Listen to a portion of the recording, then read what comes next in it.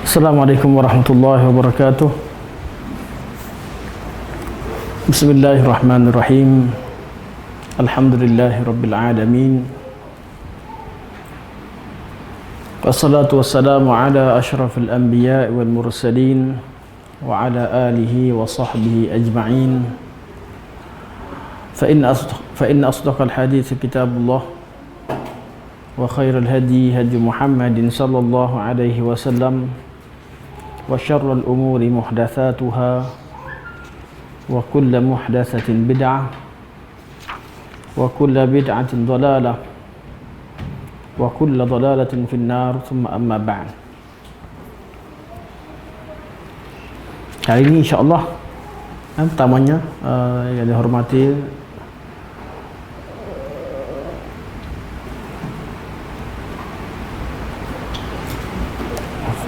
tiba-tiba kepala saya lupa nama Tuan Haji. Tuan Haji Hashim, minta maaf. Penceramah mengantuk. Tuan Haji Hashim, barakallahu fikum, yang saudara Syahir, ustaz-ustaz, ustazah, hadirin hadirat yang dirahmati Allah. Pertamanya, mari kita merafakkan setinggi-tinggi kesyukuran kepada Allah Subhanahu wa taala kerana Allah berikan peluang dan taufik pada kita pada hari ini untuk kita meneruskan ibadah kita kepada Allah Subhanahu wa taala dengan menuntut ilmunya. Dan kuliah kita berkaitan dengan syarah akidah tahawiyah oleh Syekh Muhammad Nasiruddin Al-Albani rahimahullah.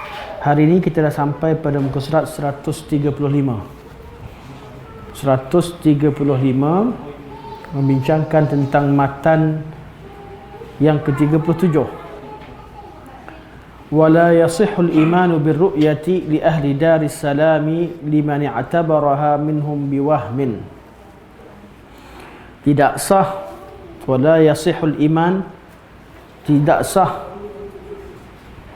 perbuatan beriman birru'yati, tidak sah beriman dengan ru'yatullah, itu melihat Allah Subhanahu wa taala, di ahli Darussalam, bagi penghuni Darussalam, liman i'tabaraha minhum biwahmin, bagi orang yang membayangkan kaifiyah atau cara dengan sangkaannya.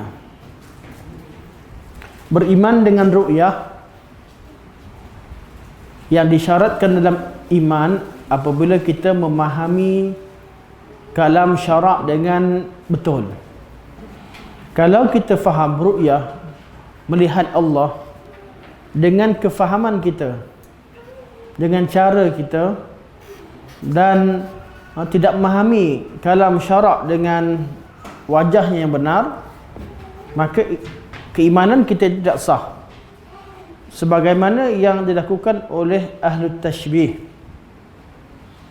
Jadi golongan musyabbihah wujud. Zaman pada awal Islam, golongan musyabbihah wujud. Zaman sekarang pun masih wujud. Itu orang-orang yang apabila dia memahami makna ru'yah dan melihat Allah dengan disamakan makna ru'yatullah itu dengan makhluk, maka iman dia tidak sah. Kita wajib beriman dengan Allah sebagaimana yang diajarkan dalam sunnah Nabi SAW. Bila Nabi sebut innakum tarawna rabbakum kama tarawnal qamara lailatal badri. Kalian di hari akhirat nanti, kalian akan lihat Rabb kalian sebagaimana kalian melihat bulan purnama. Kalau kita faham bahawa Allah tu seperti bulan purnama, confirm tak betul. Yang memahami dan mengisbatkannya jadi musyabbihah, atau boleh juga dinamakan sebagai mujassimah sekiranya dikaitkan dengan jisim. Tapi faham kat sini Bila sebut kama tarawna, kama mas tu ma masdariyah, kama tarawna. Kalau bahasa Arab, kalau kita jumpa contoh perkataan ma, kita kata ma tu ma apa? Ma mausul atau ma masdariyah sebagai ma sini kita ma masdariyah, maka kita tukarkan perkataan untuk kita makna jelas, tukarkan fa'il tu kepada masdar. Jadi innakum tarawna rabbakum kama tarawna tukar pada karu'yatikum. Kama tarawna tukar jadi masdar karu'yatikum al-qamara lailatal badri. Kalian akan melihat Rabb kalian di hari akhirat seperti kalian melihat. Yang disamakan seperti kalian melihat, bukan Allah tu sama seperti bulan purnama. Yang disamakan adalah jelasnya. Kita melihat Allah itu jelas sebagaimana jelasnya kita melihat ke bulan purnama. Sebab tu kama tu, ka situ yang ditashbihkan adalah ru'yah dengan ru'yah. Bukan mar'a dengan mar'a. Bukan ru'yah yang mar'a artinya jenis penglihatan, mana jelasnya. Disebutkan dalam riwayat yang lain, la tudamuna liru'yatihi, kalian tak perlu berlomba-lomba, berasa-asa untuk melihat Allah, kerana semua lihat dengan jelas seperti mana semua orang dapat melihat bulan purnama. Jadi kata Syekh, barang tidak sah iman orang, tidak sah iman seseorang tentang ru'yatullah di hari akhirat bagi siapa yang salah faham. Bila dia salah faham, mana dia faham dengan cara dia sendiri, dia beriman dengan kesalahfahaman dia, ini suatu perkara yang tidak sah. Au ta'awwalaha bifahmin, atau dia cuba takwilkan bila dia rasa macam dia kata Allah mustahil, Allah ni macam bulan purnama. Dia salah faham, kemudian dia kata mustahil, akhirnya dia cuba takwilkan dengan makna lain. Maksudnya dia cuba mentakwilkan makna hadis tersebut dengan makna, dengan waham juga. Ini juga satu kesilapan. Puncanya kenapa? Puncanya kerana daripada awal lagi dia salah faham terhadap kalamullah. Sama seperti ayat-ayat sifat. Ni tentang ru'yah sama seperti ayat-ayat sifat. Golongan yang mentashbihkan Allah dan golongan yang menafikan sifat Allah, musyabbihah dan mu'attilah, asal mereka, punca syubhah mereka sama, iaitu mereka mentakrifkan ataupun memahami sifat Allah dengan sifat makhluk. Ketika mereka membincangkan tentang yad, contoh tangan, mereka membayangkan tangan seperti tangan makhluk. Maka bila mereka salah takrifkan tangan sebagai anggota yang memiliki 5 jari, yang terdiri pada 5 jari dan sebagainya, yang seperti mereka tafsirkan begitu, jadi tafsiran itu yang salah awalnya. Maka wujudlah pendirian. Tafsiran yang salah itu menyebabkan ada pihak yang kata, Quran dah sebut, kita terimalah. Jadi dia musyabbihah, betul-betul samakan Allah dengan makhluk. Yang satu lagi kata, mana boleh Allah sama dengan makhluk. Jadi dia kata, nafikan, jadi mu'attilah. Puncanya sebab apa? Salah faham. Salah tafsirkan sifat Allah Subhanahu wa taala. Sama seperti sifat-sifat Allah secara keseluruhannya, punca daripada apa? Punca daripada salah faham. Tidak betul-betul berhati-hati dalam memahami nas sejak daripada awal. Ini yang Syekh tegaskan. Ai idda'a annahu fahima laha ta'wilan yukhalifu zahiraha wa ma yafhamuhu kullu arabi an ma'naha. Okey, kita syarah. Saya tinggal syarah muka surat 135. Tidak sah iman dengan ru'yah. Syekh syarahkan kata, ai tawahhama anna Allah Ta'ala yura ala sifatin kadza wa yatawahhamu tashbihan, iaitu dia merasakan bahawa Allah itu boleh dilihat dengan sifat sekian dan sekian, maka dia pun telah melakukan tashbih. Dia telah melakukan menyamakan Allah dengan makhluk, dengan sesuatu. Au ta'awwalaha bifahmin ay idda'a annahu fahima laha ta'wilan yukhalifu zahiraha wa ma yafhamuhu kullu arabi an ma'naha. Atau ditakwilkan, iaitu dengan melakukan dia mendakwa bahawa dia memahami takwil atau memahami takwilan ayat ini selain daripada yang zahir. Akhirnya wujudnya kaedah orang yang menolak sifat kerana kata mustahil Allah bersifat dengan sifat demikian. Puncanya kenapa? Puncanya kerana dia salah tafsirkan sifat Allah. Sepatutnya sejak pada awal jangan bila kata Allah beristiwa, sejak pada awal katakan istiwa Allah tak sama dengan makhluk, selesai. Jadi tak akan timbullah masalah yang kata mustahil bagi Allah beristiwa. Sepatutnya sejak pada awal kita jumpa ayat semua berkaitan dengan Allah, laisa kamitslihi syai'. Sejak pada awal lagi. Bukan kita dah bagikan makna sifat Allah dengan sifat makhluk baru nak bawa laisa kamitslihi syai'. Bukan kita dengan dah terjemahkan makna sifat-sifat Allah atau ayat-ayat seperti ru'yah sebagainya dengan menyamakan Allah dengan sifat makhluk, dah terjemahkan begitu kemudian baru fikir nak sabitkan ke tidak. Hakikatnya salah terjemah itu yang salah pemahaman awal. Sebab tu Salaf kata jumpa ayat amir ruha kama ja'at. Apa yang Allah sebut tu tak payah tafsir banyak-banyak, tak payah tafsirkan, tak payah detailkan. Sifat Allah difahami, dah cukup. Amir ruha kama ja'at, biarkan ayat itu seperti mana yang Allah sebut.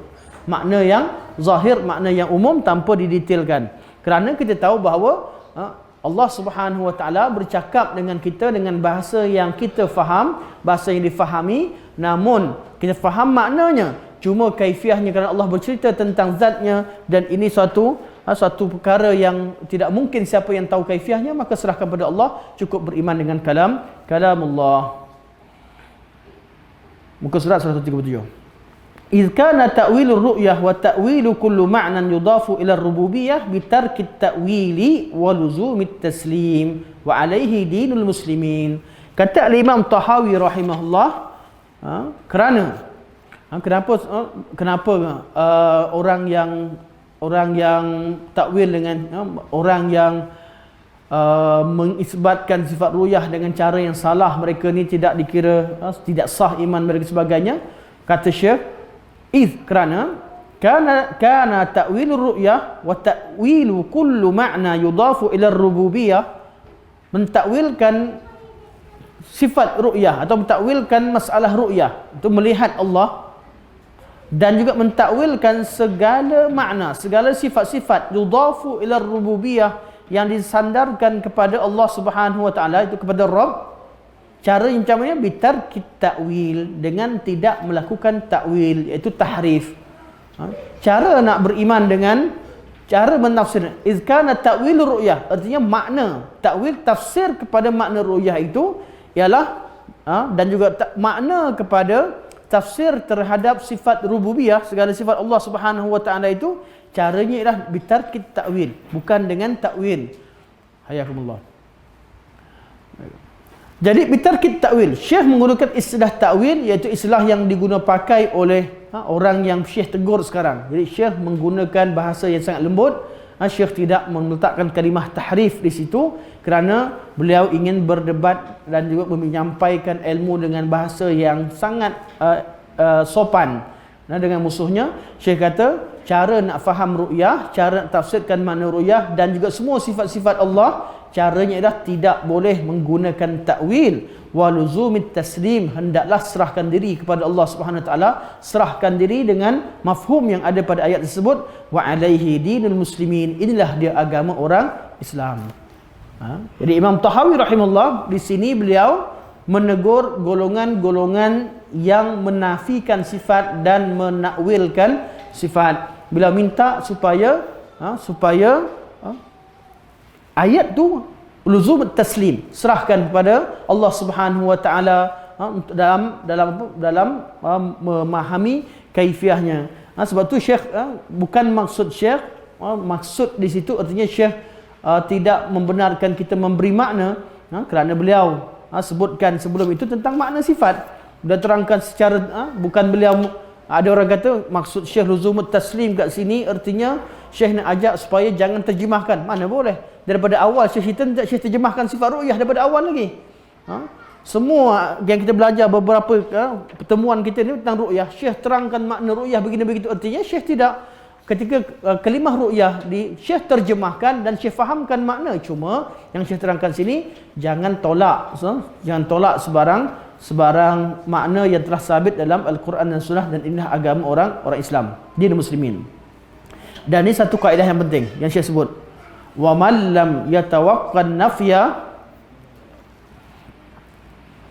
dan sesiapa yang tak menghindari an-nafyi, wa tashbih, juga tashbih. Ini dua penyakit. Dalam bab sifat, dalam bab ru'yah dan sebagainya, dua penyakit. Penyakit nafi dan penyakit tashbih. Bila mereka salah tafsirkan ayat, maka seorang menafikan, seorang mengisbatkan. Bila diisbatkan, dah jadi tashbih. Bila dinafikan, dah jadi nafi sifat, tolak sifat, dia dah menafikan. Yang nafi ada dua. Satu, nafi secara mutlak, iaitu tidak memberikan makna terus, iaitu dengan tidak memberikan makna dan dinisbahkan, didakwa bahawa itu kaul salaf, ini yang salah, dakwaan yang salah. Dan cara kedua, mereka ambil makna lain yang dinamakan takwil, kedua-duanya salah. Ini golongan yang menafikan sifat. Walaupun mereka tidak mengaku dan tak akan terima, kata kami tak nafi, kami takwil.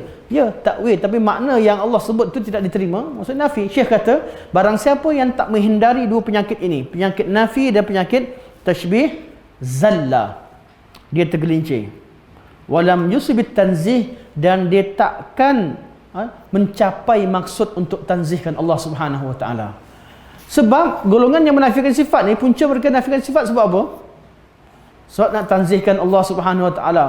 Mereka kata tak boleh kata Allah sama dengan makhluk. Allah sama makhluk adalah syirik. Kami nak sucikan Allah, maha suci Allah daripada ini dan itu sebagainya.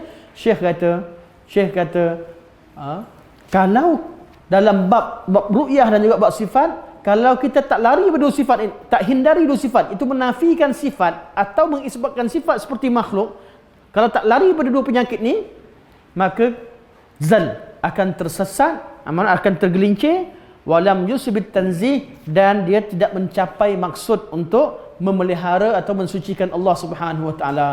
Kerana semua orang yang menafikan sifat, alasan mereka untuk mencapai tanzih. Syekh kata, bukanlah dengan mensucikan Allah dengan menafikan sifat kesempurnaan Allah Subhanahu wa taala. Bukan cara kita nak sucikan Allah daripada persamaan dengan makhluk dengan menafikan apa yang Allah perkenalkan dirinya. Kita menafikan kekurangan, bukan menafikan kesempurnaan. Itu dah penafian yang betul. Sifat yang kurang kita nafikan daripada Allah. Sifat yang sempurna kita isbatkan pada Allah. Apa yang sifat sempurna? Segala kesempurnaan secara umum, secara mutlak, dan kesempurnaan yang Allah sifatkan terhadap dirinya, terhadap zatnya. Jadi menafikan dalam bab ru'yah ini, kita kata Allah tak boleh dilihat. Kalau Allah lihat artinya begini dan begitu, begini begitu, bagi alasan. Syekh kata menafikan Allah tu tidak boleh dilihat, itu bukan satu pujian. Apabila kita katakan bahawa Allah itu wujud, maujud, dan Allah itu bersifat dengan sifat qiyamuhu bi nafsihi, atau wujud bi qaimun bi wujud, maujudun qaimun bi nafsihi. Allah wujud dan Allah wujud memang wujud dengan tersendiri, artinya sesuatu yang wujud bila Allah kata boleh dilihat, itu satu kesempurnaan. Yang tak boleh dilihat adalah sesuatu yang tak wujud. Yang wujud boleh dilihat. Cuma yang perlu diperhatikan, jangan kata kita dapat melihat kesempurnaan Allah secara keseluruhan. Kita akan nampak Allah, tapi bukan bererti kita dapat memandang atau melihat segala kesempurnaan Allah.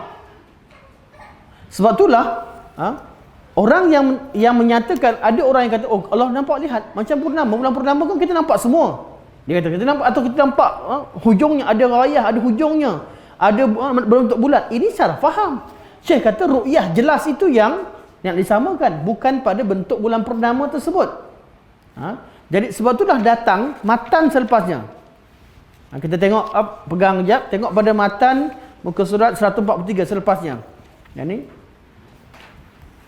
Lepas tu datang Syekh kata wa ta'ala 'anil hududi wal ghayat. Maha suci Allah, maha tinggi Allah daripada hudud, itu dihadkan, wal ghayat, dan ada penghujungnya. Kerana Syekh datangkan ayat ni selepas Syekh menafikan bahawa Allah itu boleh dilihat secara sempurna pada sebelumnya. Tapi ayat yang Syekh sebut kat sini, yang syubhat-syubhat, Syekh menolak golongan musyabbihah pada zaman tersebut, zaman sekarang diguna pakai untuk tolak sifat. Kita akan syarahkan nanti. Okey, kita tengok balik kepada ayat ni. Sebab tu kita nak tengok kepada matan ni, perlu tengok pada matan awal, step by step, baru nampak apa tujuan Syekh kata ta'ala Allah anil wa ta'ala anil hududi wal ghayat wal arkan wal a'dha wal adawat. la tahwihi jihatu sidq kasair mubtada'at. Ini Syekh datangkan ayat ini untuk menolak golongan musyabbihah. Kerana sebelumnya Syekh dah mula menolak rad kepada golongan musyabbihah. Namun ayat ini, golongan ahli kalam zaman sekarang digunakan kalam At-Tahawi ni yang menolak golongan musyabbihah. Dia kata, nampak tu Tahawi kata Allah bukan di atas, Allah tidak ada hudud, Allah tak ada ghayat, Allah tak ada anggota sebagainya. Nanti kita akan bincangkan selepas ini. Yang penting sampai sini Syekh kata barang siapa yang tidak meselamatkan diri dia daripada atau tidak menghindari dua penyakit nafi dan penyakit tashbih, dia akan tersilap, dia akan tersasar dan dia tak akan mencapai maksud tanzih. Dia tidak akan mentazihkan Allah Subhanahu Wa Taala. Ayat ni pegang betul-betul untuk rad yang matan selepasnya. Sebab golongan yang atas sebelahnya digunakan matan selepasnya seolah-olah Imam Tahawi rahimahullah menafikan Allah Subhanahu Wa Taala bersifat dengan sifat al-ulu, tinggi. Okey. Kenapa begitu kata Syekh? Fa inna rabbana. Kenapa tak boleh sama, tak boleh nafikan sifat Allah dan begitu juga tidak boleh tashbihkan Allah? Kenapa? Fa inna rabbana jalla wa ala, sesungguhnya Rabb kita jalla wa ala yang maha tinggi dan maha mulia. Jalla mulia, ala tinggi, maha mulia dan maha tinggi. Mausufun disifatkan bisifatil wahdaniyah, dengan sifat wahdaniyah. Man'utun dinaatkan atau sifatkan. Mausuf dengan man'ut sama makna pada setengah ulama. Setengah ulama kata ada perbezaan makna, tapi maknanya sifat juga, disifatkan. Boleh terjemahkan umum dulu. Disifatkan kerana Rabb kita, iaitu Allah Subhanahu wa Jalla wa Ala, Tuhan yang maha mulia dan maha tinggi, disifatkan dengan sifat-sifat wahdaniyah. Man'utun binu'util fardaniyah, disifatkan juga dengan sifat-sifat fardaniyah. Laisa fi ma'nahu ahadun minal bariyah, tidak ada suatu makhluk pun yang menyerupai makna yang ada pada sifat Subhanahu wa Ta'ala. Bila Allah tak sama dengan makhluk, maka tak berlakulah tashbih, tak berlakulah nafi. Kenapa nak nafikan Allah bersama dengan makhluk? Sebab memang Allah tak sama dengan makhluk. Kalau faham betul Syekh kata fa inna rabbana, kerana fa inna ini ialah ayat ta'lil terhadap apa yang Syekh sebut sebelumnya. Syekh kata tak perlu gunakan kaedah ta'til, tolak sifat dan takwilkan sifat. Tak perlu juga nak tashbihkan Allah dengan makhluk. Sebab apa? Sebab memang Allah tak sama makhluk. Bila kita faham betul-betul ayat Quran bahawa Allah tak sama makhluk sejak pada awal, takkan kita pergi kepada takwil ataupun nafi atau ta'til. Takkan juga kita menyamakan Allah makhluk. Sebab apa? Fa inna rabbana jalla wa ala mausufun bi sifatil wahdaniyah. Kerana sifat Allah disifatkan sifat kesempurnaan dan keesaannya. Sifat Allah tidak ada yang sama dengannya. Man'utun binu'util fardaniyah, disifatkan juga sifat fardaniyah. Fardaniyah juga artinya esa. Laisa fi ma'nahu ahadun minal bariyah, tak ada satu makhluk pun yang menyamai Allah pada makna sifatnya. Jadi selesai. Ini penyelesaian yang diberikan oleh Imam Tahawi rahimahullah dalam bab sifat. Jadi kita katakan kepada semua orang yang tergelincir bab sifat, kalau mereka faham makna sifat, macam mana salah faham, selesai. Tak berlaku tashbih, tak berlaku ta'til. Ini penyelesaiannya. Masalahnya kalamullah tak difahami dengan kalam salafus salih, tak difahami dengan pemahaman salafus salih, namun difahami dengan kaedah ilmu mantiq. Ini masalah. Datang ilmu mantiq yang mengasas ilmu kalam. Ilmu mantiq asasnya kita bincang dua benda. Kalau sebut satu perkataan mesti tasawurnya betul. Baguslah konsepnya. Tapi tasawurnya betul melalui ta'rif, had, al-hudud. Jadi semua perkataan mesti ditarifkan. Kat sini masalah. Ta'rif mesti apa? Jami' mani'. Kalau untuk makhluk boleh. Untuk makhluk bila jumpa yad, kita terjemahkan yad adalah salah satu daripada anggota tangan yang ada pada manusia yang memiliki 5 jari, digunakan untuk memegang dan buatlah tafsir terjemahan apa sekalipun. Tak apa makhluk, sebab kita nampak. Bila nampak adalah hududnya, adalah ghayatnya. Bila kita nampak, kita tahu, kita boleh buat satu takrif yang sempurna. Bila kita tahu, kita pernah lihat. Jadi ilmu mantik yang pada asalnya hanya digunakan untuk mentakrifkan objek-objek makhluk, Kita belajar tentang yang belajar ilmu mantik, kita belajar tentang al-arad, mana sifat-sifat, belajar tentang jauhar dan sebagainya. Kalau insan kita haiwan natik sebagainya. Tafsiran dalam had mantik tersebut pada asalnya untuk takrifkan makhluk. Tapi masalah golongan ahlul kalam, mereka bawa tafsiran mantik tadi dengan tasawur tadi, takrif tadi dibawa untuk mentakrifkan sifat Allah. Apabila mereka takrifkan sifat Allah, maka jadi masalah. Golongan musyabbihah datang daripada ahlul kalam. Golongan mu'attilah pun golongan ahlul kalam. Cuma musyabbihah mereka dah hilang taring. Mereka hilang taring sejak zaman dulu lagi. Sebab mereka menyamakan Allah dengan makhluk, maka pemahaman mereka tak boleh terima. Ditolak begitu saja. Ramai oleh orang tak boleh terima. Tapi pemahaman ta'til diterima kerana alasan mereka mentanzihkan Allah Subhanahu Wa Taala. Mereka cerita sucikan Allah. Mereka tak cerita mereka tolak dan nafikan sifat. Sebab tu mereka tidak suka disebutkan ta'til ni dengan ataupun golongan yang takwil ni tak suka bila kita kata sebenarnya kalian tu nafikan sifat. Dia akan marah. Sebab hakikatnya mereka menafikan. Inilah dia jelas apa Imam Tahawi sebut. Okey. Kata Al-Imam Ibn Abil Iz rahimahullah ketika mensyarahkan fa inna rabbana jalla wa ala mawsufun bi sifatin hadaniyah man'utun bi nu'util fardaniyah. Syekh kata inilah dia makna ayat suratul Ikhlas. Qul huwallahu ahad wahdaniyah. Allahus samadu lam yalid wa lam yulad. Ila sifat fardaniyah. Wa lam yakul lahu kufuwan ahad. Laisa fi ma'nahu ahadun minal bariyah. Tak ada yang sama dengan Allah Subhanahu wa taala. Laisa fi ma'nahu ahadun minal bariyah.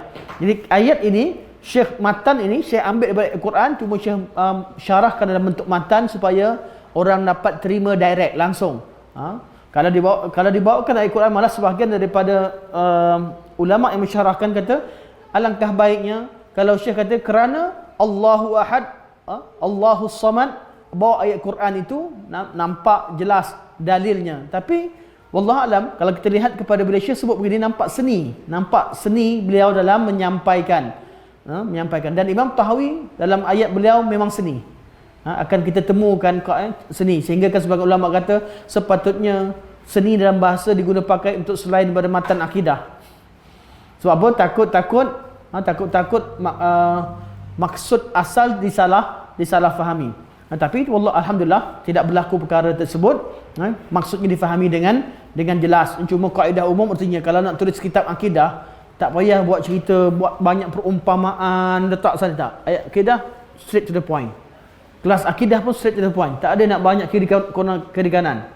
Tapi kalau kelas berkaitan dengan kelas bahasa ke, kelas yang berkaitan dengan ilmu balaghah sebagainya, bolehlah kita cerita tentang buat ayat yang banyak kiasan dan sebagainya. Okey, sampai sini jelas. Dari situ baru kita masuk matan kontroversi.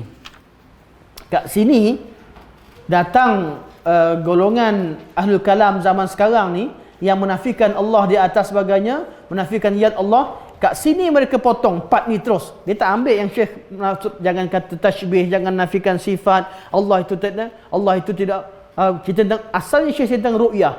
Melihat Allah ialah ru'yah dengan ru'yah. Jelas, bukan bererti kita nampak bulan tadi secara keseluruhan, nampak Allah keseluruhan macam mana kita nampak bulan secara keseluruhan. Itu yang Syekh nak nafikan. Sebab tu Syekh datangkan ayat selepasnya, wa ta'ala 'anil hududi wal ghayat. Maha tinggi Allah daripada batasan dan ghayat. Ghayat pun artinya sama mana dengan batasan, bukan arah sebenarnya. Ghayat ni, ghayah pun batas. Ghayah mana hujungnya. Maha suci Allah daripada kita dapat melihat Allah sampai ke hujungnya. Atau dapat melihat hudud, mana sempadan Allah tu macam kita lah. Saya nampak Tuan Haji Hashim sekarang. Nampak sempadan. Oh besar tu je. Oh besar tu, tinggi berapa. Itu nama ada hudud dan ghayat. Kalau saya nampak ni, nampak air ni mana ada hudud, ada ghayat. Dia bukan melihat semua, melihat ada hudud dan ghayat. Jadi kata Syekh, ta'ala, Syekh selepas cerita bab ru'yah, baru Syekh kata wa ta'ala, dan Allah Maha Suci Allah daripada al-hudud dan ghayat. Sebab itulah kalimah ini dibawakan oleh Syekh. Kalau kita tak tengok daripada awal dan kita terpengaruh dengan syarah-syarah al-kalam zaman sekarang, mereka potong kalam Syekh, tak sebut daripada awal, mereka dah bagikan mukadimah yang lain. last sekali nampak seolah-olah Syekh menafikan Allah itu dapat dilihat, seolah-olah Allah Syekh menafikan Allah itu beristiwa di atas arasy atau di atas dan sebagainya. Ini yang bila kita tidak baca matan secara sempurna. Wa ta'ala 'anil hududi wal ghayat. Dan Syekh kat sini, kenapa Syekh sebut perkataan tadi? Perkataan ni hudud wal ghayat wal arkan wal a'dha, sebab kalimah-kalimah inilah pada zaman Syekh golongan mujassimah, golongan musyabbihah masih aktif wujud dan mereka mengisbatkan sifat Allah dengan makna makhluk, dan inilah perkataan-perkataan yang mereka kata tak mustahil bagi Allah Subhanahu Wa Taala itu juga memiliki hudud dan ghayat, memiliki anggota sebagai makhluk, sebab mereka memang golongan musyabbihah. Sebab tu di sini selepas Syekh tolak golongan takwil, golongan al-ta'til, dan Syekh tolak kedua-duanya, di sini Syekh start rad kalimah-kalimah yang digunakan pakai oleh golongan musyabbihah. Lepas tu Syekh kata di samping Syekh dah ceritakan tentang sebelumnya tentang Allah, melihat Allah, dan melihat Allah tak sama seperti kita maksud melihat Allah yang sama seperti tengok bulan itu pada jelasnya, bukan pada objeknya. Kalau kata objek dia akan jadi hudud, maka Syekh kata wa ta'ala 'anil hududi wal ghayat, maha tinggi Allah daripada bersempadan. Ni hudud wa ghayat maknanya sama, itu ada sempadan, ada hadnya, ghayah ada hujungnya, dapat lihat semua sekali. Sebab itulah kita idrak, kita nampak Allah, kita hanya melihat sebahagian kesempurnaan Allah, bukan bererti kita melihat kesempurnaan wajah Allah Subhanahu Wa Taala. Kerana Allah Maha sempurna, mata kita tak mampu untuk melihat kesempurnaan Allah secara keseluruhannya. Kita hanya melihat sebahagian daripada kesempurnaan wajah Allah Subhanahu Wa Taala di hari akhirat. Itu pun nikmat yang paling besar yang dicapai oleh seluruh makhluk. Melihat wajah Allah Subhanahu Wa Taala itu melihat sebahagian daripada kesempurnaan wajah Allah Subhanahu Wa Taala. Syekh ta'ala wa ta'ala 'anil hududi wal ghayat. Satu perkara itu ada sempadan. Kemudian Syekh ikuti dengan lafaz-lafaz yang diguna pakai pada zaman tersebut. Sebab tu kalau kita tengok pada sejarah golongan musyabbihah memang zaman-zaman tersebut. Sebelum golongan ahlul kalam ataupun golongan Mu'attilah menguasai dunia Islam. Syekh kata Allah Maha suci, maha tinggi Allah daripada hudud dan ghayat, wal arkan wal a'dha. Arkan a'dha maknanya sama, iaitu anggota. Daripada memiliki anggota iaitu seperti makhluk. Wal adawat juga memiliki alat-alat. Alat-alat segala perkara yang disebabkan pada sifat Allah. Di sini lafaz ini Syekh menggunakan lafaz-lafaz menafikan sesuatu yang disebabkan oleh golongan musyabbihah. Maka Syekh ulang balik, Syekh kata wa ta'ala 'anil hududi wal ghayat wal arkan wal a'dha wal adawat la tahwihi jihatus sit. Allah tidak dilingkungi, tidak dikelilingi oleh arah yang enam seperti mana dikatakan oleh golongan Jabariyah Batiniyah yang mengatakan Allah Subhanahu wa taala berhulul dalam makhluk. Jadi Allah pun sama seperti kita, ada jihad, ada arah yang enam, ada depan, ada belakang, ada dikelilingi oleh arah depan, belakang, tinggi, bawah, kiri, kanan. Inilah dia enam jihah yang disebutkan pada Allah, kerana zaman tersebut pun telah ada syubhah-syubhah yang menceritakan bahawa Allah sama makhluk dan mereka samakan Allah dengan segala arah. Maka Syekh menafikan kalam mereka, jihatus sit, kasairil mubtada'at, bukan mubtadi'an tu, mubtada'at, seperti makhluk-makhluk Allah Subhanahu Wa Taala. Okey, sampai sini jelas maknanya.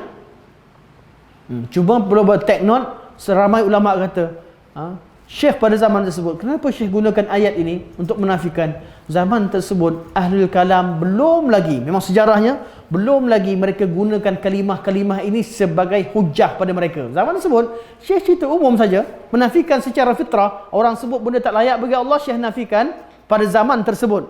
Namun kalimah-kalimah ini diguna pakai kemudian pada zaman Razi dan selepasnya. Mereka bawa balik kalimah-kalimah tadi untuk mengatakan seolah-olah Syekh At-Tahawi rahimahullah, beliau menafikan Allah itu berada di atas arasy, atau Allah beristiwa di atas arasy dan sebagainya, atau Allah kata seolah-olah Syekh menafikan sifat yad, wajah bagi Allah Subhanahu Wa Taala dan sebagainya atas kalimah apa yang Syekh kata maha tinggi Allah daripada sifat al-a'dha wal arkan.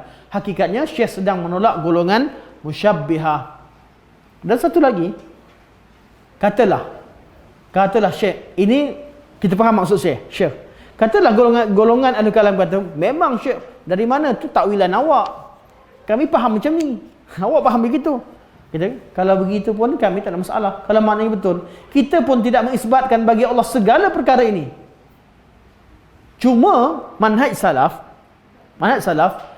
sesuatu perkara yang Allah tak detailkan, tak perlu detailkan. Takut dengan penafian ayat yang mujmal, ayat yang umum tadi, akan tertolak makna yang benar yang ada pada ayat tersebut. Contoh, al-hudud. Hudud di mana dia apa? Sempadan, betul? Had juga artinya pembeza, yang membezakan. Kalau kata Maha suci Allah daripada berbeza dengan makhluk, lain pula maknanya. Sebab tu kalimah-kalimah begini, kita tengok kepada ramai, semua ulama yang syarahkan akidah Tahawiyah, katakan bahawa inilah kalimah-kalimah mujmal yang digunakan oleh Imam Tahawi, yang dikritik oleh generasi selepasnya bukan kerana beliau salah, tapi kerana kalaulah beliau beriltizam dengan lafaz syarak dalam penafian, tidak datangkan, tidak nukilkan kalam-kalam golongan ahli bid'ah ketika menafikan, tidak nukilkan kalam mereka, sudah pasti takkan ada orang yang mampu untuk memasukkan takwilan mereka. Tapi oleh kerana kalimah ni mujmal, kalimah mujmal artinya kalimah ni mengandungi makna betul dan salah. Contoh, kita kata Allah ada hudud ke? Allah ada hudud atau tidak? Kita kata ada yang menafikan. Mana ada Allah ada hudud? Ada kata, ya, Allah ada hudud. Kata Syekh Al-Imam Ibn Abil Ais, nanti dulu, kena tanya dulu apa makna dia. Hudud ada dua makna. Hudud yang bermaksud Allah itu ada sifat, ada pembeza. Allah itu memiliki sifat yang membezakan dia daripada makhluk. Wajib kita isbatkan kalau makna begitu. Tapi kalimah had tak ada dalam Al-Quran ataupun hadis. Tapi makna had artinya pembeza. Had yang menghadkan perbezaan antara dua perkara. Tapi kalau maksud had adalah artinya kita boleh melihat Allah dengan had, dengan keseluruhan secara sampai ke berhujungnya. Macam saya melihat ni had ni dari sini sampai sini, hudud, itu mustahil. Jadi makna begini, sepatutnya tak payah guna perkataan yang begini. Tapi kalau dah guna, kita dengan husnuzan dengan al-Imam, beliau seorang ulama al-sunnah wal jamaah, beliau juga daripada awal lagi menafik dan menolak golongan musyabbihah, menolak golongan ahli ta'til sebagainya daripada awal matan. Takkan tiba-tiba dengan ayat yang mujmal kita tafsirkan makna yang salah. Maka kita katakan bahawa apa yang Syekh sebutkan sekarang adalah Syekh sedang menolak golongan musyabbihah. Okey, kata Syekh Al-Albani rahimahullah, muradul muallif rahimahullah bihadhihi al-faqrah ar-raddu 'ala at-ta'ifatain. Dalam fakrah ini Syekh nak menolak hujah dua golongan. Al-ula, golongan pertama, al-mujassimah wal musyabbihah. Alladzina yasifuna Allah bi anna lahu jisman wa juthatan wa a'dha'an wa ghaira dhalika ta'ala Allah amma yaqulun 'uluwan kabira. Itu orang-orang yang mujassimah dan musyabbihah yang meyakini bahawa Allah Subhanahu wa taala mempunyai jasad dan anggota tubuh serta yang lainnya. Maha tinggi Allah daripada apa yang mereka sifatkan. Golongan mujassimah. Ini semua ulama yang tafsirkan begitulah. Hatta ulama ahli kalam pun tafsirkan begitu. Tapi masalahnya ahli kalam, bila sebut mujassimah ditolak pada siapa? Zaman sekarang, mujassimah yang betul tak ada dah. Dia tak jumpa dah. Dan bagi dia, kalau siapa isbatkan sifat saja mujassimah, maka benda ni dituding ke mana? Dituding kepada salafiyah. Dituding kepada orang-orang yang faham cara salaf. Sebab apa? Mujassimah sebenar dah ditelan oleh zaman. Mereka telah pun hilang taring mereka. Golongan Mu'attilah dengan alasan ini, kata Syekh telah menolak pada golongan musyabbihah. Kita kata betul lah tu. Memang Syekh rad pada mujassimah dan musyabbihah. Tapi yang masukkan kita dalam kategori musyabbihah mujassimah ni siapa? Kamulah yang salah menafikan sifat. Sebab tu mereka marah kalau kita kata kalian ni penafi sifat, ahli bid'ah menafikan sifat. Marah. Pada masa sama, semua duk cerita kamu ni musyabbihah. Jadi kita kata kalau tak nak gaduh, tengok balik, maknakan makna betul, selesai masalah. Selagi kalian nak maknakan sifat Allah dengan sifat makhluk, kalian akan menuduh orang yang isbatkan sifat sebagai musyabbihah, dan kalian akan lari pada makna tersebut sebab memang makna tu salah. Makna yang kalian tafsirkan tu salah. Kalian akan pergi kepada takwil, akan pergi kepada takleh bagian makna. Tapi kalau makna dengan makna betul, Allah bersifat dengan sifat yang seperti Allah sebut dengan sifat kesempurnaan, tak sama dengan makhluk, selesai.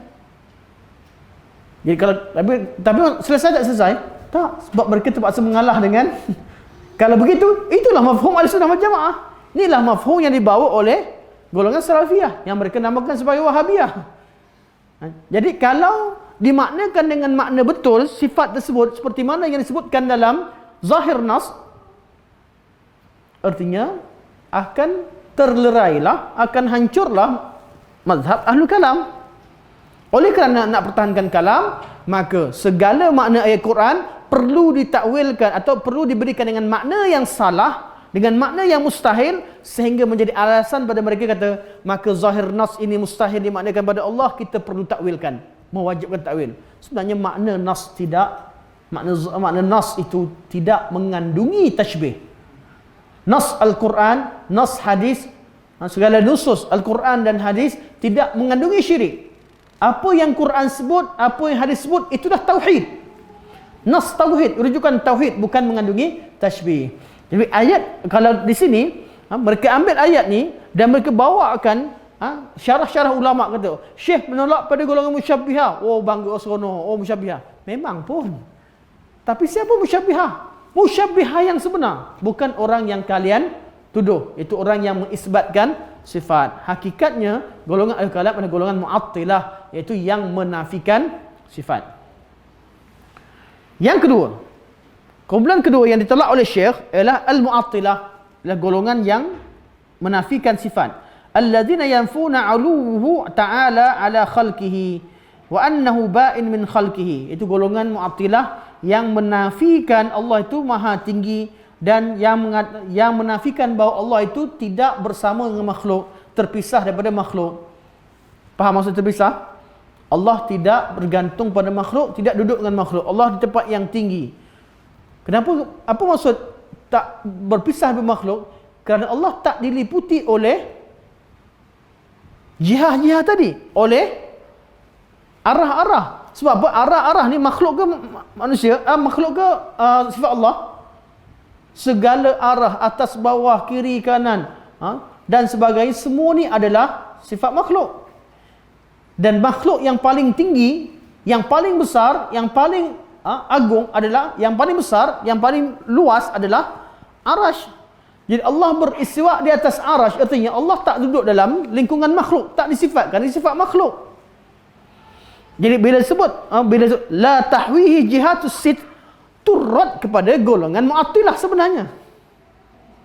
Jelas? La tahwihi jihatus sit, Allah tidak dilingkungi oleh arah. Artinya apa? Allah beristiwa di atas arash, maka tak disifatkan lagi. Habis atas Allah dah apa? Ke arah atas arash begini dan begitu. Tak payah detailkan lagi dah. Allah. Arash dan ke bawah ni makhluk secara keseluruhannya. Arash dan keseluruhannya. Yang cerita berharap tak mengharap, yang begini sifat begini begitu, semuanya di arash. Arash dah paling tinggi. Allah Subhanahu Wa Taala tidak hidup atau tidak tinggal bersama makhluk. Allah itu maha tinggi, berpisah dari makhluk, iaitu Allah berada di atas arash. Jelas? Sepatutnya kalau difahami dengan betul, la tahwihi jihatus sit kasairil mubtada'at, artinya rad kepada golongan yang menafikan sifat. Okey.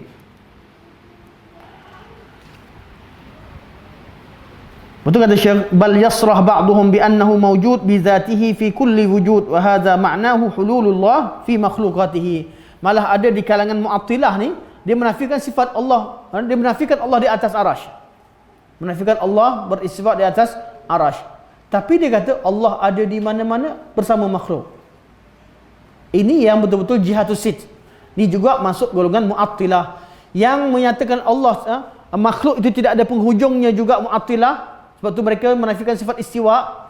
Kerana mereka rasa Allah tu di mana-mana tetap dilingkungi oleh oleh enam arah. Yang menafikan uluwullah, kemudian kata Allah itu ada di mana-mana, itu juga golongan Mu'attilah dalam bab uluwullah, dan dia musyabbihah dalam bab yang lain. Okey. Wa annahu muhatun bi jihati sit al-makhluqah. Jadi kalau mereka kata Allah ada di mana-mana, artinya Allah juga dilingkungi oleh 6 arah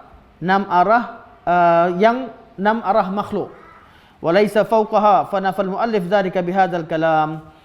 Dan bukan di atas makhluknya, maka muallif membantah mereka dengan kata-kata beliau ini. Okey. Ini Syekh Al-Albani sebut, walakin qad yastaghillu dzalika ba'd al-mubtadi'ati wa yata'awwalunahu bima qad yuaddi ila at-ta'tili kama bayyanahu syarih rahimahullah. Akan tetapi golongan ahli bid'ah mengambil peluang untuk mentakwilkan kalam Syekh, untuk menafikan sifat, untuk ta'til seperti mana yang diterangkan oleh asy-syarih, iaitu al-Imam Ibnu Abil Is rahimahullah. Imam Ibn Abil Is terangkan dengan jelas bahawa yang ambil kalam Al-Tahawi di sini untuk rad kepada golongan dengan ahli sunnah dan menuduh mereka dengan mujassimah, ini semua kerja mereka mengambil peluang untuk menjadikan akidah Tahawiyah sebagai akidah milik mereka. Hakikat Imam Tahawi hidup sebelum kelahiran Al-Imam Abu Hasan Al-Ash'ari, sebelum Abu Mansur Al-Maturidi. Jadi macam mana pula mereka akan Imam Tahawi boleh berakidah dengan akidah-akidah yang disebutkan kemudian. Jadi isu yang dibawakan adalah isu kesilapan yang ada pada zaman tersebut. Sebab itu lafaz-lafaz juga digunakan lafaz pada zaman tersebut. Istilah-istilah ilmu kalam yang ada sekarang, jisim, a'rad sebagainya, belum lagi masuk pada zaman ni. Belum lagi masuk dalam dunia Islam pada zaman ini. Kerana ini adalah pada akhir kurun yang ketiga. Masuk tapi tidak masyhur. Ada tapi tidak masyhur. Istilah tersebut hanya ada pada golongan Mu'tazilah yang awal, itu pun belum lagi ada istilah yang tepat. Istilah yang betul-betul gunakan istilah jisim, a'rad, jauhar dan sebagainya, itu hanyalah berlaku pada akhir kurun yang ketiga. Lebih kurang waktu yang sama, tapi baru ada bibit-bibit, belum lagi terkenal.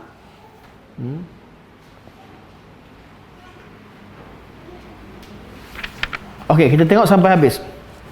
Wa muraduhu bidzalika ar-radd. Okey. Wa qad lakhasa kalamuhu Asy-Syaikh Muhammad bin Mani' alaihi rahmah faqala. Jadi Syekh Muhammad bin Mani' rahimahullah, beliau telah membuat talkhis terhadap kalam Ibnu Abil Is rahimahullah. Jadi Syekh Al-Albani rahimahullah, saya bawa kalam Ibnu Abil Is terlalu panjang. Jadi nak baca jadi tak habis kelas. Jadi saya rasa baca sahaja apa yang telah ditalkhiskan oleh Syekh Ibnu Mani', Muhammad bin Mani' rahimahullah. Kata Syekh Muhammad bin Mani' rahimahullah ketika mentalkhiskan atau meringkaskan kalam Al-Imam Ibnu Abil Is rahimahullah, wa muraduhu bidzalika ar-raddu 'ala al-musyabbihah. Ketika nak syarahkan kalam ta'ala Allah wa ta'ala 'anil hududi wal ghayati wal arkani wal a'dha wal adawat la tahwihi jihatus sit kasairil mubtada'at, kata Imam Ibnu Abil Is rahimahullah, wa muraduhu, dan kehendak Imam Tahawi adalah ar-raddu 'alal musyabbihah, untuk menolak golongan musyabbihah. Walakinna hadhil kalimat mujmalah mubhamah, akan tetapi kalimah-kalimah yang dipakai ini kalimah yang umum, yang maknanya boleh mengandungi banyak makna, mubham. Walaysat minal alfazil muta'arafah 'inda ahli sunnati wal jamaah, bukanlah lafaz yang sering, yang terkenal yang digunakan pakai oleh ahli sunnah wal jamaah. Waraddu alaihim binususil kitabi was sunnah ahaq aula min zikri alfazi tuhamu khilafis sawab, dan menolak golongan ahli bid'ah dengan lafaz-lafaz yang ada pada Al-Quran dan sunnah itu lebih layak dan lebih patut diguna ketika rad. Jadi Syekh di sini kritik bahawa walaupun maknanya betul, rad itu betul, tapi kalau menggunakan lafaz betul-betul ayat Quran itu lebih baik, supaya tidak tergelincir dan tidak diambil peluang oleh orang lain untuk mentakwilkan dengan makna yang salah. Fa fi qoulihi ta'ala, dalam firman Allah Subhanahu wa taala, laisa kamitslihi syai'un wa huwas samiul basir. Daripada susah sangat cerita ta'ala 'anil hudud wal ghayat wal arkan wal a'dha dan sebagainya, sebut ada ayat laisa kamitslihi syai' wa huwas samiul basir secara umum, itu lebih bagus. Laisa kamitslihi syai' wa huwa as-sami'ul basir, raddun 'alal musyabbihah wal mu'attilah. Ayat ni dah rad kepada golongan musyabbihah dan golongan mu'attilah. Fala yanbaghi li talibil haqq al-iltifatu ila mithli hadhil alfaz. Hendaklah orang yang mencari kebenaran tak perlu menoleh dan melihat untuk menggunakan lafaz-lafaz seperti ini. Wala ta'wilu 'alaiha, dan tidak bergantung kepadanya.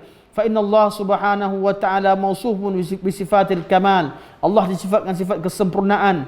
Man'utun bi nu'util 'azamati wal jalal. Allah disifatkan dengan sifat keagungan dan jalal. Nu'ut dengan mausuf, dengan sifat, apa beza? Na'at sifat, sifah pun sifat.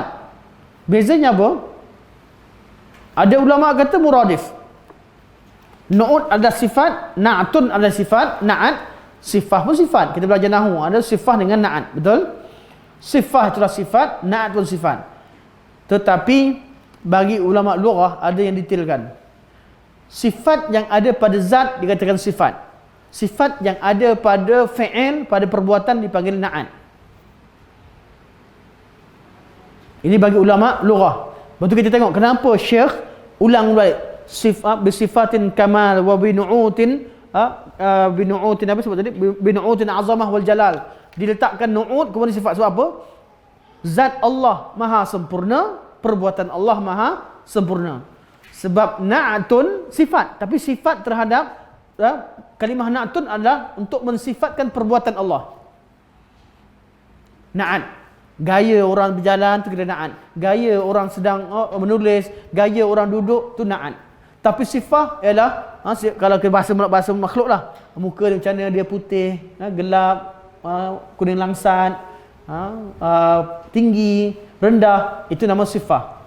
Tapi kalau dia ni lembut, lemah lembut, dia ni sopan, itu nama na'at dalam ahli lughah. Walaupun ahli lughah ada yang kata sama saja, ada yang kata beza. Sama juga wahdaniyah dengan fardaniyah. Wahdaniyah berkaitan dengan zat, fardaniyah berkaitan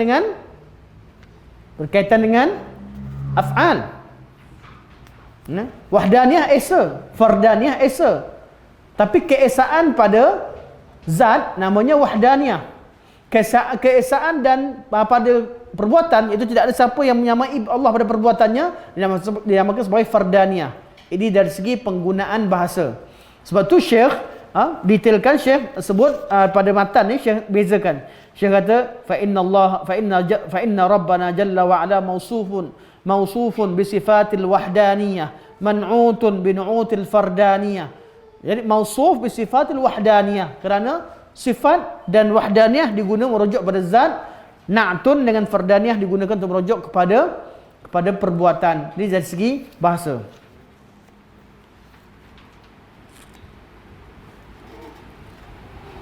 Fahuwa subhanahu fawqa makhluqatihi mustawin ala arsyihi. Allah itu berada di atas makhluknya, beristiwa di atas arasy-Nya. Al-Majid, arasy-Nya yang agung. Bidzatihi, dengan zatnya. Ba'inun min khalqihi, tidak bersama dengan makhluknya. Yanzilu kulla lailatin ila as-sama'id dunya, turun tiap-tiap hari, tiap-tiap malam ke langit dunia. Wa ya'ti yaumal qiyamah, Allah datang pada hari kiamat. Wa kullu dzalika ala haqiqatihi wa la nu'awwiluhu kama nu'awwilul jad bil qudrah wan nuzul binuzuli amrihi wa ghairi dzalika. Kita tidak mentakwilkan perkara tersebut, semua berlaku dengan hakikat. Kita tidak mentakwilkannya sebagaimana kita takwilkan jad dengan kudrah, nuzul dengan nuzul perintah, turun dengan turun perintah Allah, dan lain-lain sifat lagi. Bahkan nusbitu dzalika isbata wujud, kita isbatkan bahawa ianya wujud, la isbat takyif. Kita bukan mengisbatkan macam mana wujudnya. Isbat wujud bukan isbat takyif. Kalimah ni penting ni, isbat wujud, la isbat takyif. Kita kata Allah mempunyai sifat tersebut, bukan nyatakan Allah bersifat demi sekian dan sekian. Bukan takyif, bukan sebutkan kaifiah sifat Allah Subhanahu wa taala. وما كان أغنى الإمام المصنف عن مثل هذه الكلمات المجملة الموهمة المخترعة ولو قيل إنها مدسوسة عليه وليست من كلامه لم يكن ذلك. Kata Syekh, sepatutnya lebih baik Syekh tidak menggunakan kalimah-kalimah seperti ini yang sangat umum, kalimah-kalimah yang umum, yang mubahamah, yang maknanya boleh dimubahamkan, mukhtara'ah yang tidak disebutkan oleh nas.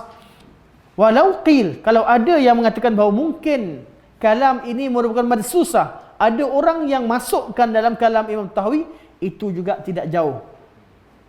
Tidak jauh. Tapi oleh kerana buku ni adalah buku yang ditulis, ditype semula daripada kuliah Syekh.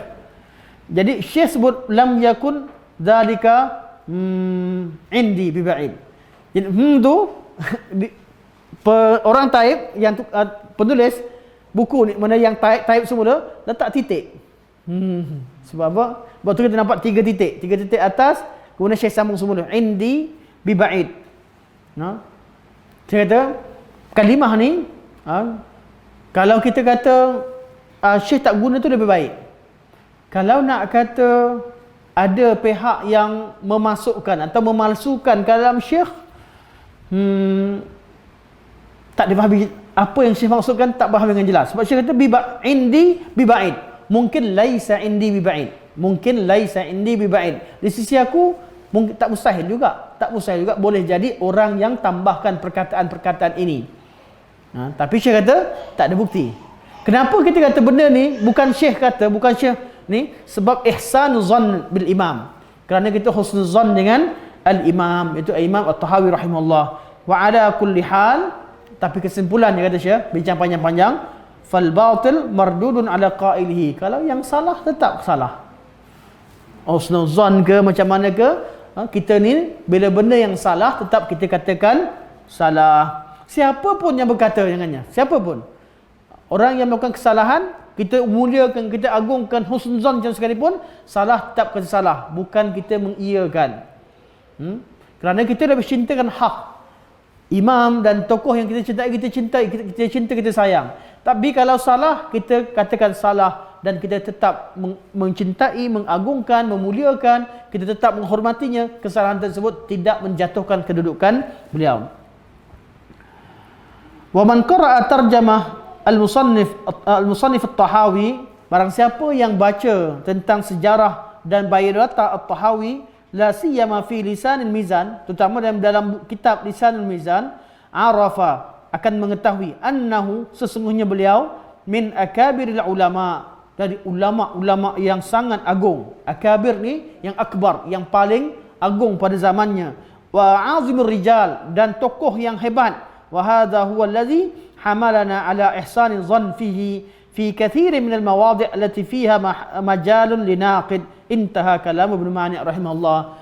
Kenapa kita bagikan alasan perkataan begini, kita cuba katakan, ada orang kata mungkin juga ini ada maksud, kita kata punca ni ramai ulama bagikan keuzuran kat sini sebab tak mungkin Syekh ni tak tahu benda-benda ni. Seorang imam yang besar, tokoh akidah, tokoh dalam bab yang lain, bila terangkan jelas, kat sini pula nampak gunakan perkataan yang ni, kata macam mana pun salah tak salah. Kalau kata orang masuk pun tak mustahil, tapi tak ada bukti. Dia kata, kalau kata imam kata betul, kita katakan apa yang imam sebut tersebut makna yang umum, boleh makna betul, boleh makna salah. Yang Syekh masukkan makna yang betul. Orang kata salah, kalau kata salah, salahlah, imam salah. Tapi kesalahan tidak pun menafikan kebaikan yang apa yang betul beliau sebelum tu.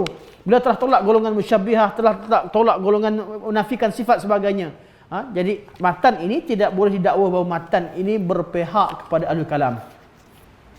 Okey, kita buka pada soalan insya-Allah. Atau pandangan.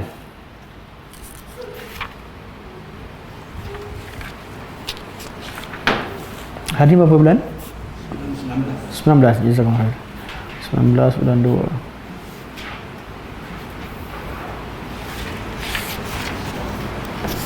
Dalam syarah Aqidah Tahawiyah, part paling apa? Paling banyak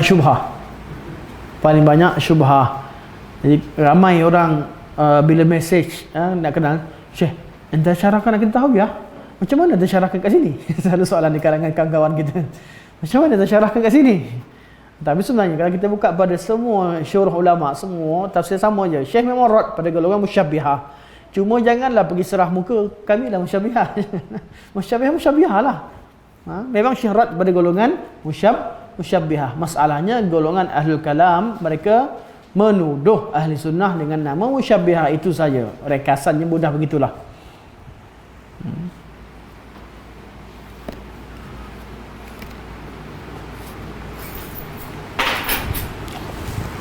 Ustaz Syahid? Masya Allah. Tengok main Ustaz ni. Ustaz Syafiq ada? Clear Ustazana yang kat belakang Ustaz juga lupa. Tak ada. Alhamdulillah. InsyaAllah. Tuan Hashim? Bagi anak Ustaz Hashim. satu sudah cukup padat. Cuma kadang-kadang kita berdepan dengan manusia seperti ini, Asy'ariyah. Yang lagi masih pegang dengan Asy'ariyah dia pernah cakap dengan Ustaz, macam mana kita cakap akidah Tawhidiyah ke akidah salah ke, yang terbaik adalah Asy'ariyah. Mana orang ini tahu dia nak layan. Tak apa, maksudnya mungkin yang beliau maksudkan adalah dalam bab Asy'ariyah yang betul. Kita pergi begitu lah. Kita maksudnya apa? Sebenarnya takwil ni kaedah diletakkan oleh ulama kalam. Takwil hanya dilakukan terhadap kalamullah dan kalam Rasulullah. Sebab tu mereka kata takwilkan kalam Allah. Sebab apa? Walaupun nampak salah tapi tak ada kata salah. Sebab tu kata takwil. Kenapa boleh adanya takwil dalam ayat sifat? Sebab hakikatnya mereka kata salah, zahir itu salah, mustahil. Jadi mereka terpaksa takwilkan dengan makna betul. Sebab apa? Mustahil Allah sampaikan benda yang salah. Mustahil Nabi sampaikan benda salah. Sebab tu adanya kaedah takwil. Dan yang digunakan takwil, kita tak kata salah hanya pada kalam Allah dan kalam Rasul. Ini kalam ahli kalam, ahli kalam, kaedah mereka. Takwil hanya digunakan pakai pada nas. Kalam manusia kalau salah, salah lah. Tak payah takwil kan. Kalau kalam yang tak maksum, kalam Allah maksum, kalam Nabi maksum. Tapi kalau kalam manusia salah, katakan salah.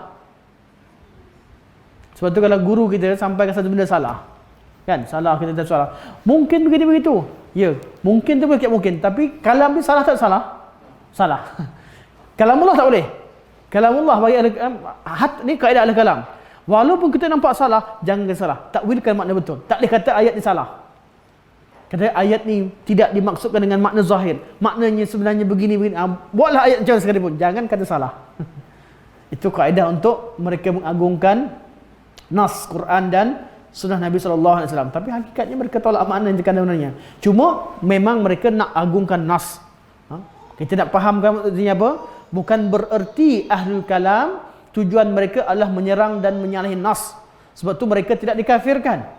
Mereka dengan kaedah yang mereka buat tersebut, dengan cara faham kaedah yang mereka gunakan had dalam mantik diletakkan dalam sifat Allah, itulah menyebabkan mereka tergelincir. Jadi kita kata itulah bid'ah yang mereka lakukan. Itulah bid'ah mereka lakukan menyebabkan mereka tergelincir, tak jumpa jalan betul. Hakikatnya mereka nak tanzihkan Allah, mereka juga nak agungkan Allah. Tanzihkan Allah dengan tidak memberikan makna dengan makna yang mereka faham salah tadi. Tanzihkan Allah. Dan kenapa mereka takwil? Sebab mereka kata kalamullah takkan salah. Lepas tu mereka terpaksa takwilkan dan kalam Rasul takkan salah. Ini perlu kita ada sifat insaf. Insaf kat mana maksudnya? Kita tidak menuduh isi hati mereka ni nak lawan sunnah sebagai tak. Tapi kita tetap katakan apa yang mereka buat adalah satu bid'ah yang membuka pintu kepada banyak kesesatan. Sebab tu ilmu kalam adalah punca kepada banyak kesesatan. Syiah asalnya lari daripada Syiah yang ta'assub dengan Sayyidina Ali. Khawarij yang lawan dengan Muawiyah, yang keluar daripada kumpulan Sayyidina Ali, lawan dengan Sayyidina Muawiyah ketika itu, dan juga golongan hatta golongan Nawasib yang memusuhi Ahlul Bait dan sebagainya. Mereka ni pada asalnya hanya berbeza dalam bab politik. Tapi datang saja ilmu kalam, mereka pun ambil ilmu kalam, tonggang ilmu kalam. Jadi dah ada akidah sendiri. Sebab kalau akidah ahli sunnah, kena ada kebenaran terletak pada nas, ada ayat Quran, ada hadis. Itu kebenaran sisi ahli sunnah wal jamaah. Di sisi ahlul kalam, kebenaran adalah pada kaedah mantiknya, pada kaedah akal. Bila kaedah ni guna pakai, maka membuka ruang. Sampai golongan batiniah tak nak solat pun gunakan ilmu mantik untuk pertahankan mereka punya bid'ah. Itu bid'ah batiniah. Dan itu yang berlaku. Sebab itulah ramai ramai asatizah yang cerita tentang bab ni, dan saya belajar dengan guru-guru asatizah yang lama berkata, bukan kita tak tahu dalam ilmu kalam, sebenarnya ada sebahagian perbincangan yang bermanfaat, ada perkara-perkara yang betul dibincangkan, tapi untuk guna ilmu kalam dalam tauhid dan sifat memang salah secara total. Dan memang ilmu kalam digunakan untuk tauhid. Kalaulah digunakan ilmu mantik untuk sifatkan makhluk, takrifkan makhluk dan berhujah sebagainya, sudah tentu tidak ada pihak yang marah dengan ilmu tersebut. Jadi mudahnya punca berlaku begini adalah kerana mereka menjadikan sumber memahami Al-Quran itu dengan gaya faham cara fikir Aristotle yang diwarisi daripada ilmu mantik, bukan dengan nas ataupun dengan asar salafus salih. Wallahu alam. InsyaAllah sampai sini saja. Semoga pertemuan kita ada kebaikan manfaat yang baik dari Allah Subhanahu Wa Taala, yang maha kurang dari saya sendiri. Semoga Allah Subhanahu Wa Taala menerima segala kebaikan dan mengampunkan segala kelemahan-kelemahan. Dan saya minta maaf sekali lagi, bab ni kalau cerita kadang-kadang yang dengar panas. Dan saya minta maaf, bukan tujuan untuk kita berbeza. Tapi bila kita belajar perkara betul, kita kata betul, yang salah kita kata salah. Dan kalau berbeza, kita berbincang, jangan bergaduh. Ini sangat penting. Kalau berbeza pandangan, bincangkan dengan baik, bukan mencela, bukan bergaduh, bukan dengan komen-komen kata-kata yang tidak sehat. Sebab tu saya minta maaf, saya pun menegur semua. Hatta bila kita nampak tokoh bukan daripada pihak kita buat salah, jangan cela. Kalam ni, kalam kita mulia. Ahli sunnah memiliki sifat kalam mereka adalah kalam yang lunak. Kalau mereka kritik sekalipun, mereka kritik dengan ilmu. Kalau mereka marah dengan kerana Allah, jelas lafaz-lafaz dan mereka pakai adalah lafaz yang berdasarkan kepada panduan wahyu. Itu lebih baik. Kalau kita maki orang yang berbeza, kita maki sana sekali, ini gejala tak baik. Kat mana masalah? Satu pada orang, yang kedua pada budak-budak. Budak-budak tengok, yang maki ni siapa? Budak-budak warung besar, pak cik dia maki sana, yang ni ustaz ni maki ustaz sana, yang ni maki sini, yang ni maki. Kita nampak kadang-kadang hilang haibah ketokohan agama. Orang agama tu dilihat oleh masyarakat ataupun generasi bawah sebagai generasi yang suka bergaduh dan sebagainya, dan ini perkara yang tidak baik. Jadi walaupun kita bincang bab khilaf, perbezaan, kita rad secara ilmiah dan sebagainya, tapi jangan gunakan kata-kata yang kasar. Ada hujah, bawa, bincangkan, terangkan, kerana kita masing-masing hanya nakkan kebenaran. Wa tawassaw bil haqq wa tawassaw bis sabr. Kebenaran zahir, kita sabarlah. Kita berada di pihak yang salah, kita mengaku sabar. Kita berada di pihak yang betul, orang tak nak terima, orang tuduh balik, sabar. Jangan keluarkan kata-kata kesat. Ini yang paling baik untuk kita semua. InsyaAllah sampai sini saja. Minta maaf sekali lagi. Subhanakallah wa hamdika asyhadu an la ilaha illa anta astaghfiruka wa atubu ilaik. Wa sallallahu ala sayyidina Muhammad wa ala alihi wa sahbihi wa baraka wa sallam. Walhamdulillahi rabbil alamin. Wassalamualaikum warahmatullahi wabarakatuh.